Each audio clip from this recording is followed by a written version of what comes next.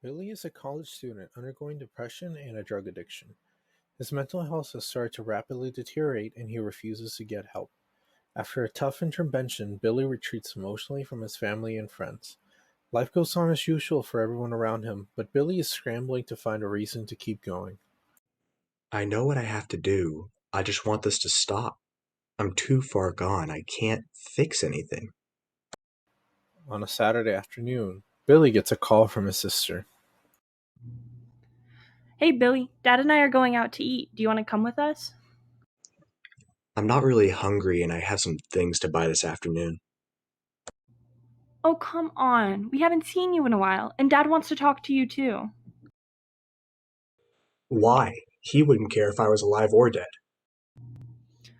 Honestly, maybe not, but I do. Come on, maybe he wants to tell you something important. No, Haley. How many times do I have to tell you? I don't want to see him. Okay. Then maybe we can go get ice cream sometime, just like we used to when we were little. Yeah, I'll see you about tomorrow. Goodbye, Haley. I love you. Okay. Love you too. In a dark alley, a familiar figure waits for Billy. Hey man, I haven't seen you in a while.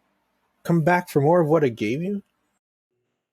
Yeah, give me whatever I can get for this. Whoa, that's a lot, kid. I personally like to space out my doses. Too much and you'll get used to it, dude. I'm having a party, so Cool, cool. None of my business anyways. Here's the stuff. thank you.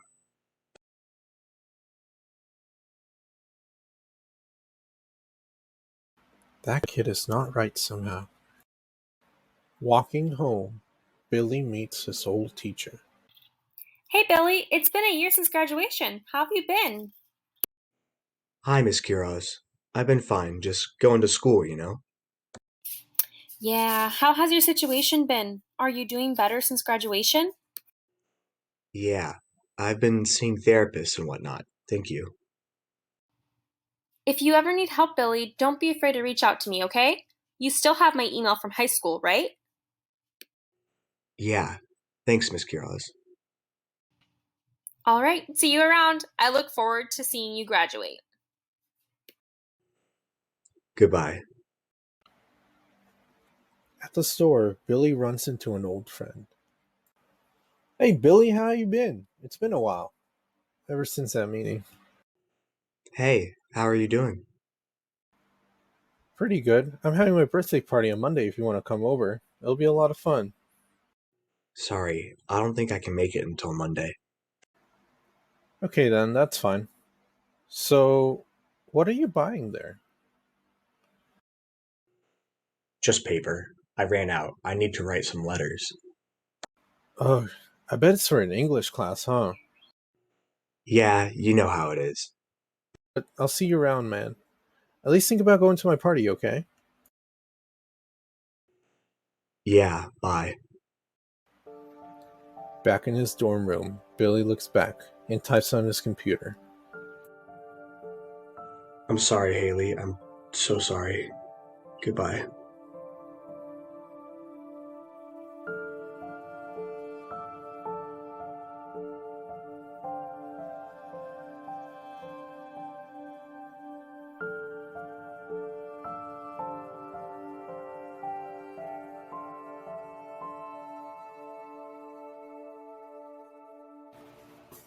Suicide is preventable, but it takes a mix of the right support and the willingness of the individual to seek help. Billy had individuals like Haley and his high school teacher, Miss Kiros, who reached out to help. But many individuals don't even have this help available and usually face these kinds of thoughts alone.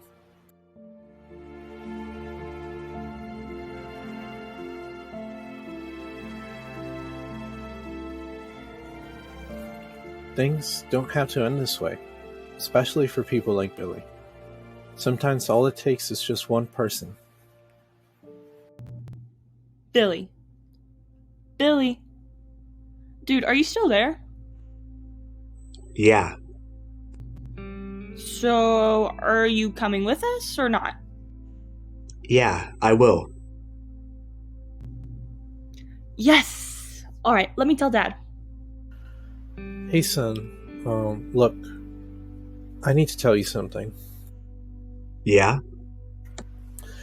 Billy, I know I haven't been the best dad, but recently Haley made me realize how selfish I have been. It's not your fault your mother left, and I'm sorry for taking out that anger on you. It never was, and yet, I know I messed up, son. I just saw you going to college and doing way better than me at your age, and I guess I got jealous in a way. I'm sorry. okay, Dad. Thank you. Billy, if you need anything, I'll try to make it up to you. I promise. I've actually decided to start seeing a psychologist. I've just been having really negative thoughts recently. Alright, son. Just know that I'll support you through this. Billy finally went to see a psychologist and was provided with a consultation covered by his father's health insurance. I feel like my life is pointless, and sometimes I think about just ending it all. There's just no reason to keep going. That's what I feel. Alright, so looking over what you have told me, it looks like you have depression stemming from your recent addiction to stimulants and your parents' separation from childhood. I'm going to give you some cognitive exercises to help deal with any suicidal thoughts and prescribe some antidepressants. I'm going to refer you to an addiction counselor for your stimulant addiction. Please, if you have any problems or just need some outside help, do not hesitate to call the suicide prevention hotline. With the help of therapy and drug addiction counseling, Billy's life slowly moved towards a better path. While he still sometimes struggles with his conditions, the techniques taught to him by psychologists with the support of friends and family help lower the negative effects and allow him to live a more normal life. What really helps someone struggle with depression or suicidal thoughts is the coordination of the social, medical, and psychological aspects of their lives. Even then, it might not be enough sometimes, but for Billy, it was enough to change his life for the better.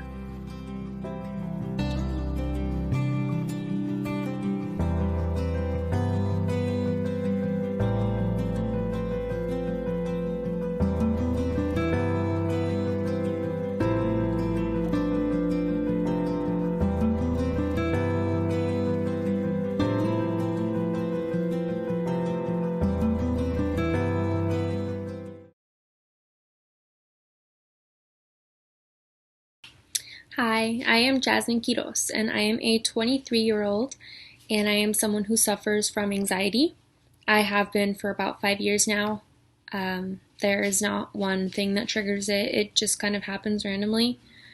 I've struggled with negative thoughts at times, and I know that I am stronger than this, but it has been a long journey learning how to control my thoughts, and it's still a work in progress.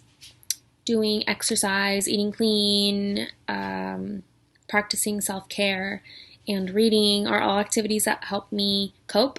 My husband has also been a huge contributor to anxiety relief, and this is because he's understanding and he tries to support me in any way that he can.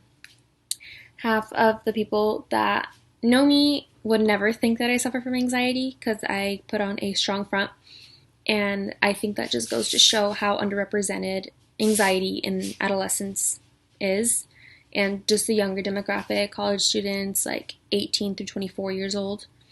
I hope that me sharing my story and the story of Billy can help young people and people of any age cope with mental disorders and conditions. There's always someone there to help. We just have to want it bad enough. Hey guys, I'm Axton Dowd, and I wanted to share an experience of my friends with their permission that has to do with a project for my healthcare class. So long story short, my friend went to go serve a religious mission. I'm not going to mention the church, it's not important. but basically they had to serve in another country and live there for a period of time. And while they were there, they experienced for the first time in their life high periods of anxiety. They're having panic attacks and long, deep depressions. And because of these things, they were pushed to the point where they wanted to escape any way that they could. And they're having these terrible thoughts and making plans. And so I wanted to share this experience because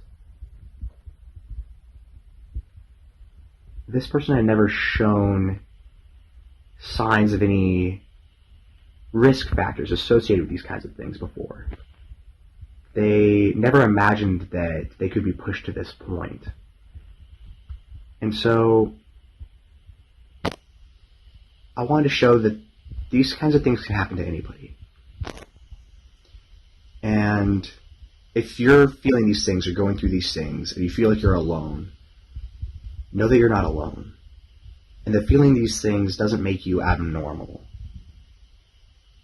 Now, what did my friend do? What was the outcome? They ended up returning home and surrounding themselves with people who loved them and who trusted them, who they trusted. And I know that that's not a viable option for everybody. Not everyone is lucky enough to have that, but sometimes the solution, or maybe even just a good way to cope when you're feeling isolated like this, is to counterintuitively to reach out and to surround yourself with these kinds of people in your life.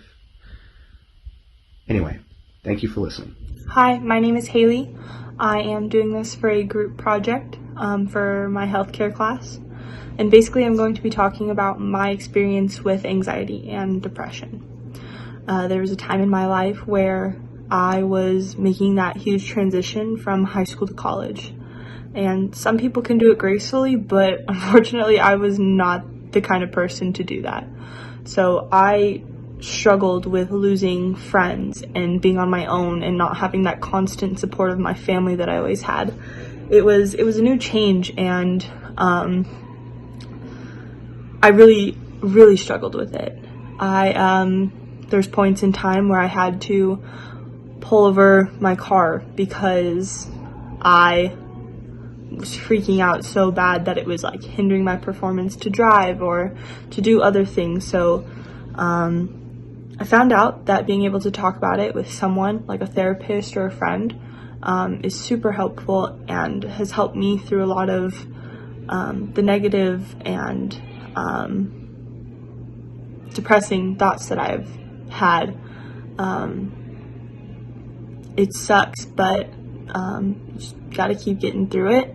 And I really hope that this video of Billy and all of us sharing our experiences really helps some people out there who are struggling. So, thank you. On this project helped me realize just how common mental health problems were in college students. I think it's really shocking to see how many people are going through these things and they are, just pushing through.